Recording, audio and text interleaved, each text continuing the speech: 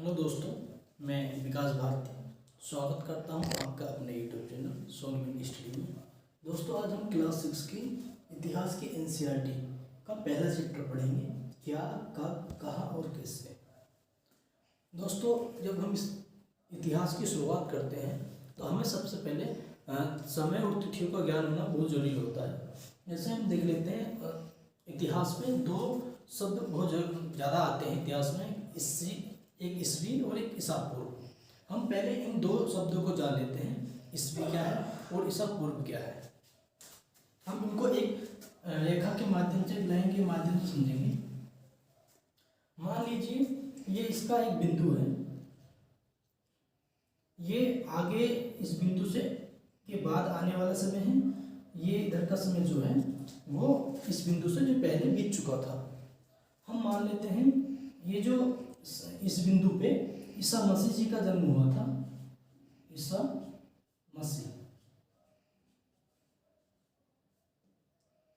मसीह जी का जन्म हुआ था। इस बिंदु के बाद का समय, इस ईसा मसीह जी के जन्म के बाद का समय हम इसको ईस्वी कहते हैं, और ईसा मसीह जी के जन्म के पहले का समय हम इसको ईसा पूर्व कहते हैं।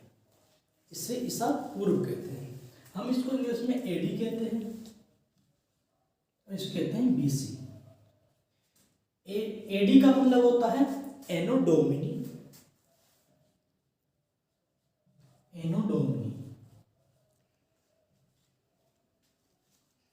और हमारे बीसी का मतलब होता है बिफोर क्राइस्ट।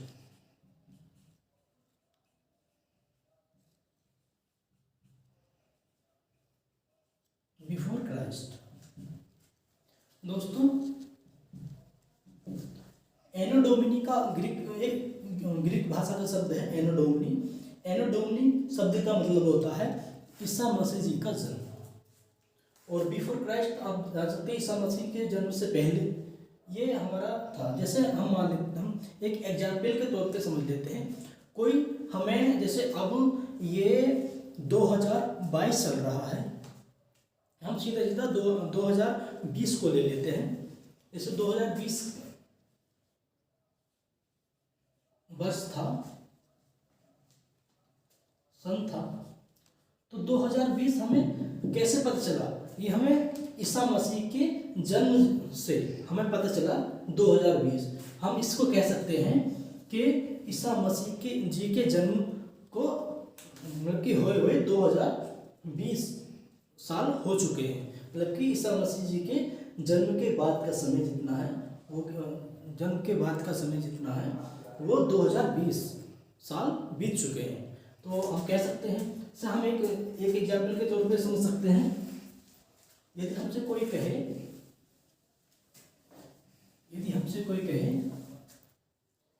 कि 2500 वर्ष पूर्व,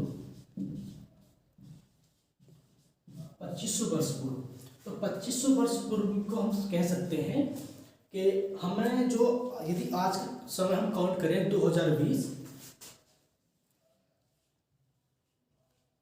क्योंकि ये वर्ष पूर्व में दिया गया है, हम ईसा मसीह जी के जन्म के बाद का समय इसमें से यदि हम घटा दें, 2020 को यदि हम साल को माने, तो हम इसमें देख लेते हैं 480 वर्ष बचा। हम इसको 480 को ईसा पूर्व भी कह सकते हैं। 2020 साल तो ईसा मसीह जी के जन्म के बाद का समय है, और 480 वर्ष जो है वो ईसा मसीह जी के जन्म का पहले का समय है, यानी ईसा पूर्व भी कह सकते हैं। तो इस तरह से समय को जान सकते हैं। आइए अब हम अपने इतिहास की शुरुआत करते हैं।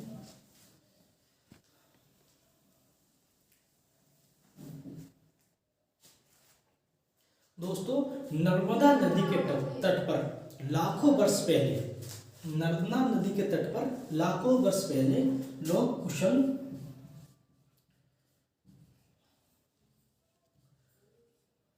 कुशल संग्राहक और आखेटक थे।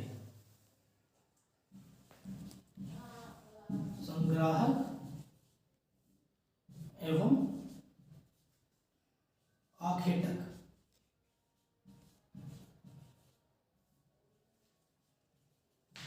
यहाँ पे दो शब्द आए हैं, एक संग्राहक, एक आखेटक।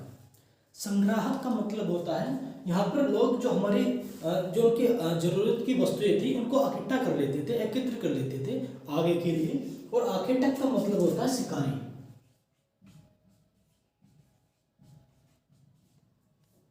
आखेटक का मतलब होता है शिकारी। लोग अच्छे शिकारी थे, कुशल शिकारी थे, शिकार करते थे अपने भोजन के लिए। अगला पॉइंट इस चैप्टर में आता है उत्तर पश्चिम। उत्तर पश्चिम में दो पहाड़ियां पाई जाती थी। एक सुलेमान की पहाड़ी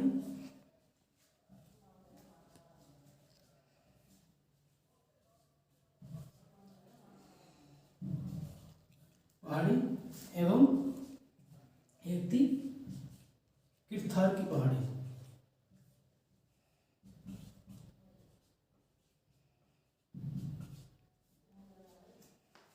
लगभग 8000 वर्ष पूर्व, लगभग 8000 वर्ष पूर्व, 8000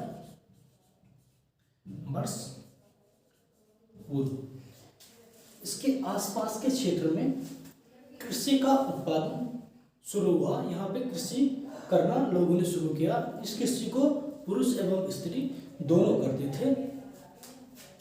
और इसमें सबसे पहले यहाँ पर जो सबसे पहले फसल उगाई गई थी उसमें दो मुख्य फसल थी, एक गेहूं एवं दूसरी थी जौ।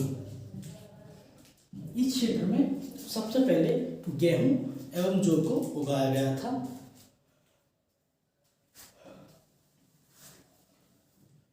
यहाँ पे बात कर लेते हैं उत्तर पूर्व में गारो की पहाड़ियाँ और मध्य भारत में विंध्य की पहाड़ियाँ। यहाँ के आसपास के क्षेत्र में कृषि का विकास शुरू हुआ। यहाँ पे कृषि करना प्रारंभ किया। उत्तर पूर्व में गारो और मध्य भारत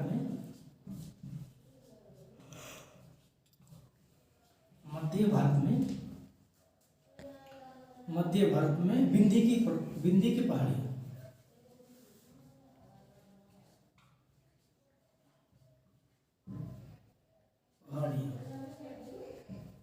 इनके आसपास के क्षेत्र में कृषि का विकास हुआ, कृषि करना लोगों ने प्रारंभ किया। और विंध्य की पहाड़ी से उत्तर की दिशा में, विंध्य की पहाड़ी से उत्तर की दिशा में लोगों ने धान का उत्पादन शुरू किया। सबसे पहले चावल की खेती विंध्य की पहाड़ी से उत्तर दिशा में प्रारंभ की गई थी।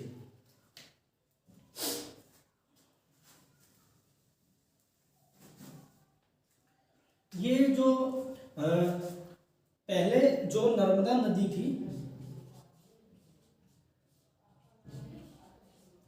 नर्मदा नदी के आसपास लोगों ने, वहाँ के मतलब के लोग अच्छे संग्राहक थे, अच्छे आखेटक थे। लेकिन यहाँ के लोग जो थे वो गांव में रहते थे।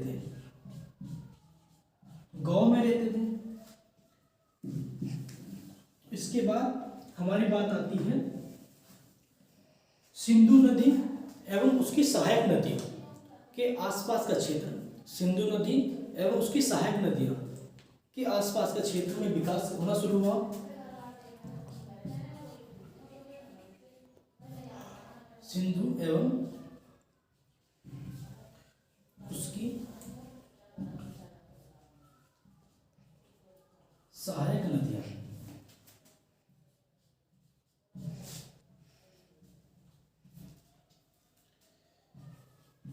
के आसपास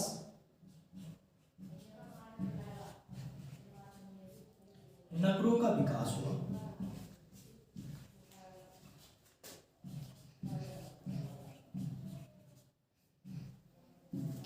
सबसे पहले नगरों का विकास सिंधु एवं उनकी सहायक नदियों के आसपास प्रारंभ हुआ था।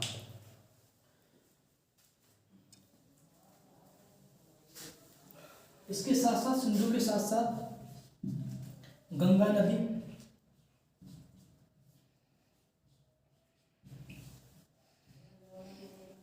और इसकी सहायक नदियां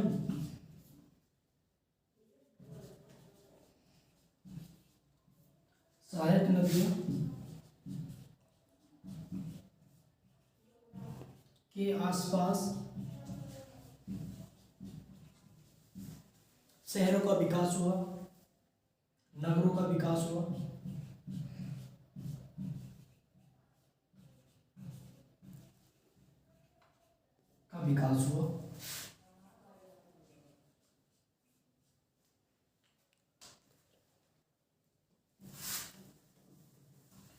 गंगा नदी के आसपास नगरों का विकास हुआ। सिंधु नदी और उसकी सहायक नदियों के पास आसपास पहले ही विकास हो चुका था, लगभग 4700 वर्ष 4700 वर्ष पूर्व। इसके बाद हम देख लेते हैं गंगा नदी के दक्षिण में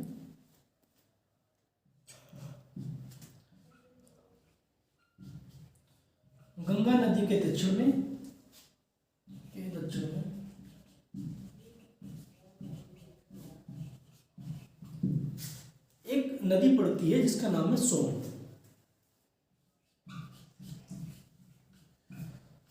सोन नदी के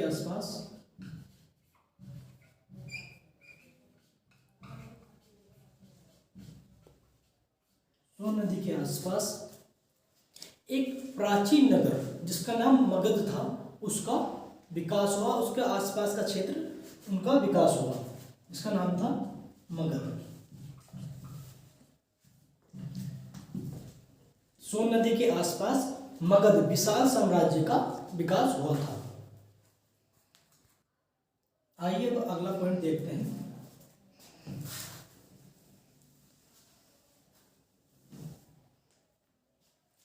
दक्षिण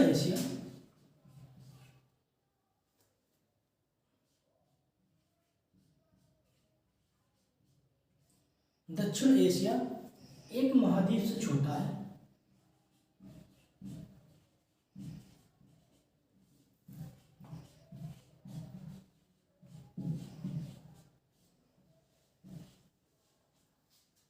दक्षिण एशिया एक महाद्वीप से छोटा है, लेकिन इसकी विशालता समुद्रों, पहाड़ियों एवं पर्वतों में बटा होने के कारण इसको महाद्वीप कहते हैं।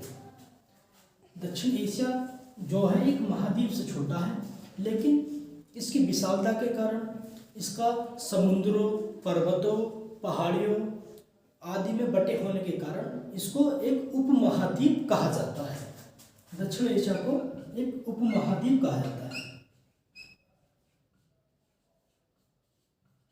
उपमहाद्वीप क्यों कहा जाता है? इसकी विशालता के कारण, एक बड़ा क्षेत्र होने के कारण, इसका समुद्रों, पहाड़ियों एवं पर्वतों में बटे होने के कारण इसको उपमहाद्वीप कहा जाता है। अब देख लेते हैं दक्षिण एशिया में कौन कौन से देश आते हैं, प्रमुख देश दक्षिण एशिया के। दक्षिण एशिया में देख लेते हैं। पहला आता है भारत, पाकिस्तान,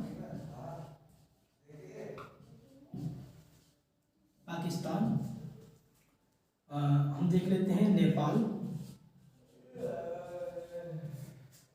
भूटान, बांग्लादेश,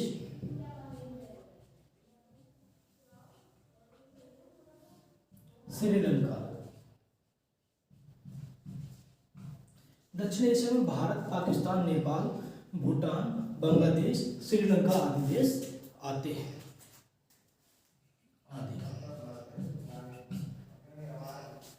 ये प्रमुख देश थे हमारे दक्षिण एशिया के।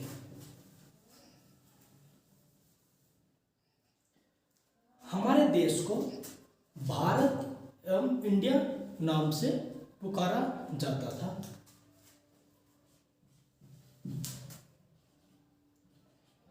देश को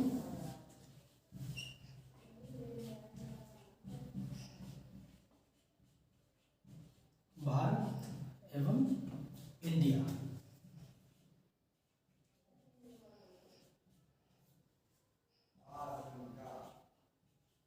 कहते थे, आज भी कहते हैं।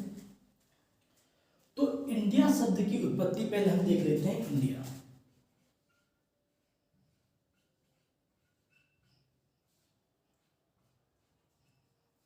इंडिया शब्द की उत्पत्ति इंडस से हुई है।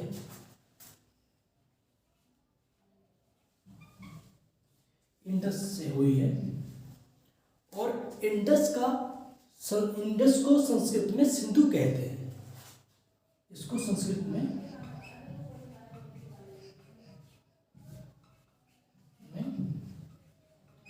सिंधु कहते हैं।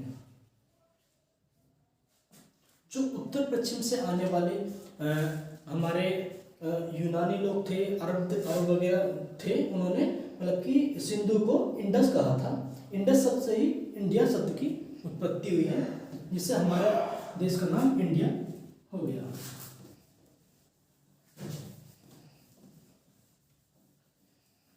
भारत नाम हमारे देश का कैसे पड़ा?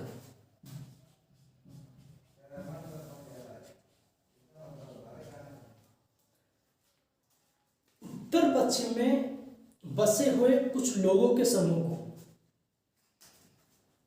उत्तर पश्चिम में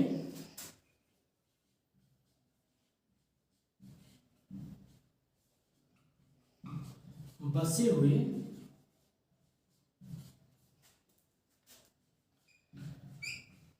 लोगों के समूह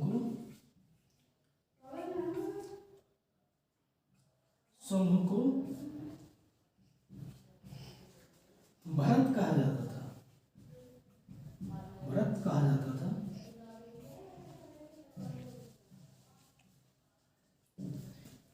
भारत नाम से ही हमारे देश का नाम भारत पड़ा। उत्तर पश्चिम में बसे कुछ लोगों को भारत कहा जाता था, उनके नाम पर ही हमारे देश का नाम भारत पड़ा। आइए हम अब देख लेते हैं हम अपने इतिहास के बारे में कैसे जानते हैं।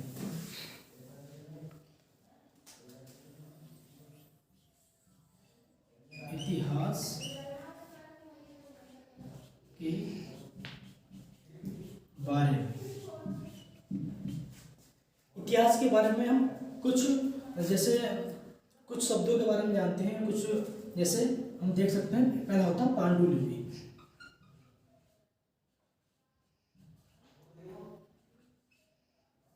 एक होता है पांडुलिपि, एक होता है लिखित अभिलेख,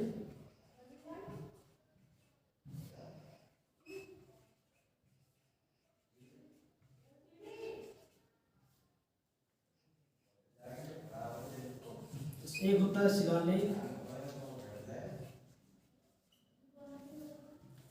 एक होता है हमारा पांडुलिपि, एक होता है हमारा लिखित अभिलेख, एक होता है हमारा शिलालेख और एक होता है हमारा पुरातात्विक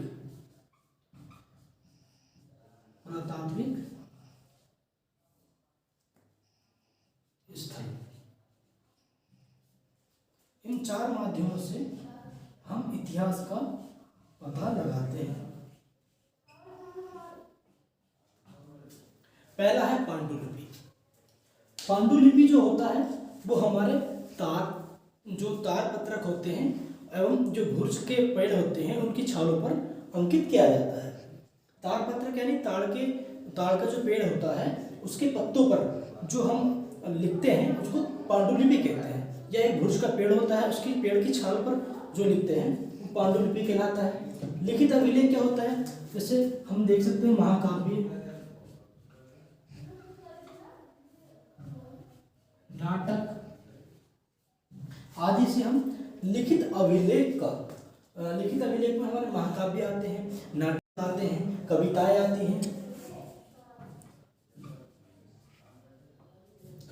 हैं, हम इनके माध्यम से अपने इतिहास के बारे में जान सकते हैं। अब आता है शिलालेख। शिलालेख क्या होता है? हमारे पत्थर एवं धातु, पत्थर एवं धातु पर छपे या लिखे हुए राजा महाराजाओं के आदेश एवं प्रशंसा हमारे शिलालेख कहलाते हैं। शिलालेख क्या होते हैं? पत्थर एवं धातु पर लिखे राजा महाराजाओं के आदेश एवं प्रशंसा शिलालेख कहलाते हैं, जिनके माध्यम से हमें इतिहास के बारे में जानकारी प्राप्त होती है। एक होता है पुरातात्विक स्थल। पुरातात्विक स्थल में हमारे ईंट और पत्थर से बने भवन, उनके बनी हुई चित्रकला और उनकी मूर्तियाँ और जानवरों एवं मछलियों की अस्थियों के द्वारा हमें पुरातात्विक स्थल के माध्यम से इतिहास के बारे में जानकारी प्राप्त होती है। इसमें आता है पत्थर एवं ईंट से बने भवन और हमारा मूर्तियाँ और हमारे चित्रकला और हमारे जानवर एवं मछलियों की अस्थियाँ। ये इस चैप्टर के कुछ मुख्य बिंदु थे, जिनके जो इतिहास का शुरुआत में हमें दिया गया था इस चैप्टर में, ये जो कि बहुत महत्वपूर्ण है। आइए अब अगले चैप्टर के बारे में जानें।